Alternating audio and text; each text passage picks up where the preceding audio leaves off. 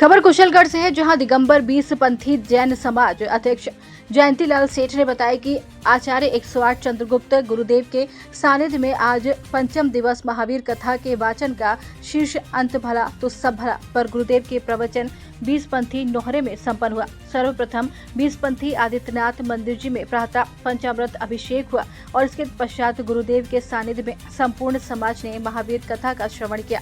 महावीर कथा में आज के मुख्य श्रोता एवं पाद प्रलक्षण का लाभ मनोज कुमार रौनक जयंतीलाल सेठ कुशलगढ़ परिवार को प्राप्त हुआ।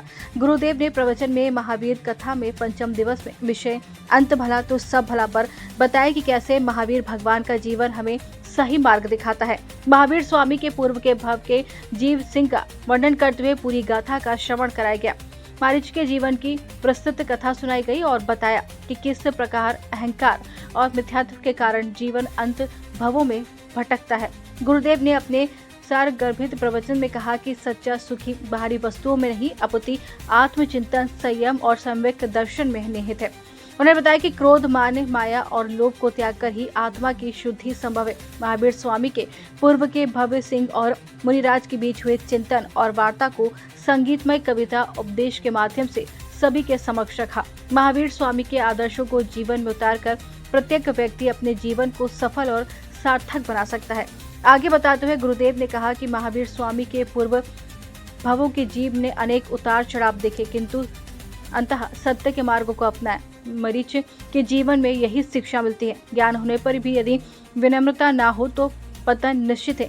भगवान महावीर स्वामी के पूर्व भव में जीवन हमें सिखाता है कि बल और अहंकार क्षणभंगुर है। हिंसा में मन अशांत होता है, जबकि करुणा से आत्मनिर्बल बनती है।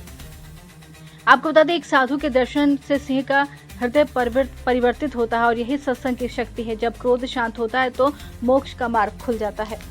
अनेक प्रयत्न करते हैं, एक चींटी को बचाने के लिए अनेक प्रयत्न करते हैं, लेकिन अपने घर का सामान जो बाजार से खरीद के लाते हैं, वो प्लास्टिक की पन्नियां घर के आंगन में ऐसे ही फेंक देते हैं।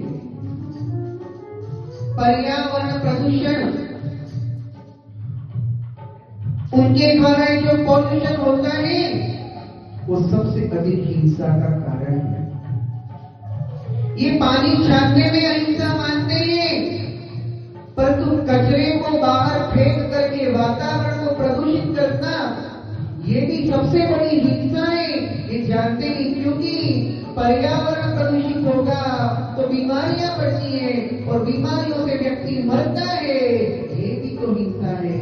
ये मात्र डायरेक्ट अहिंसा देखते हैं, डायरेक्ट प्रत्यक्ष जो इनको हिंसा दिखती है वो देख पाते हैं, लेकिन इनडायरेक्टली जो परोक्ष रूप में हिंसा होती है, उस वातावरण के प्रदूषित होने से बीमारियां फैलती है, बीमारियों से अनेक जीव मरते हैं। इस हिंसा की तरफ इनका ध्यान जाता ही नहीं है।